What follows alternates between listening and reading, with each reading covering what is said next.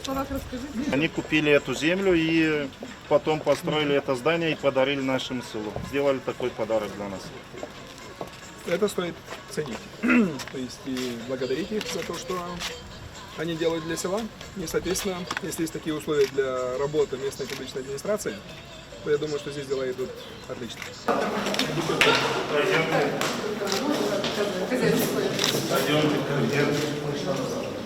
Этот проект Мирового банка тоже еще один шанс, реально, чтобы в следующие периоды быстро ремонтировать эту дорогу.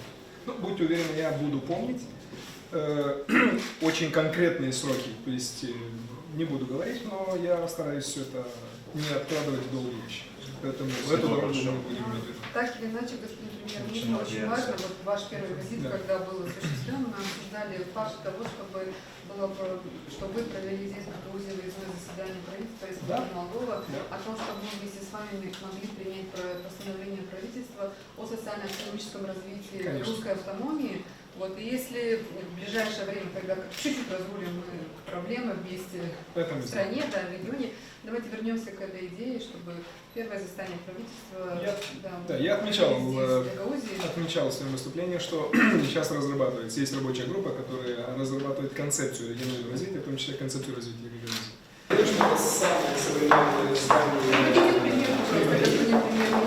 И вот в 1806 году, когда началась русско-турецкая война, турки проиграли, был заключен Бухарестский мирный договор в 12 году, Саланская сторона взять, отошла. Я это знаю, я историю. Отошла Россия, и уже с 17 года территория называлась Бессарабия. То есть наши предки поселились чуть в стороне, вот на этой местности, и оставили тюркское название селу, а молдавское государство не изменило эти. Ну и слава богу.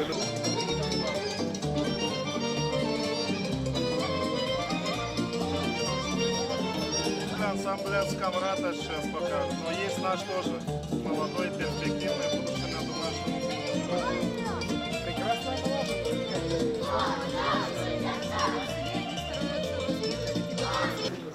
И что самое главное, что интересно, кто первый, самый зажиточный гагаузы, Давай, другие, которые живут. по большому теннису. Мы идем так? Мои все здесь. Марина. Хорошо. В памяти всех погибших, которые были голодом.